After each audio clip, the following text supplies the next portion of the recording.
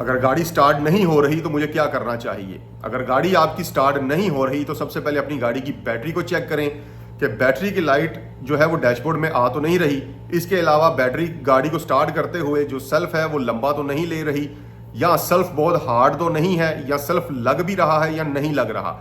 अगर इनमें से कोई भी प्रॉब्लम गाड़ी में नहीं है तो फिर आपको गाड़ी किसी अच्छे टेक्नीशियन को चेक करवानी है। इसके अलावा फ्यूल का भी मसला हो सकता है कि गाड़ी प्रॉपर्ली फ्यूल ना ले रही हो, लेकिन वो बंदा खुद से उसको चेक नहीं कर सकता, उसके लिए किसी मैकेनिक की जरूरत पड़ती है। अगर आपका भी कोई सवाल है तो 0335 4777763 के ऊपर व्हाट्सएप कर दें।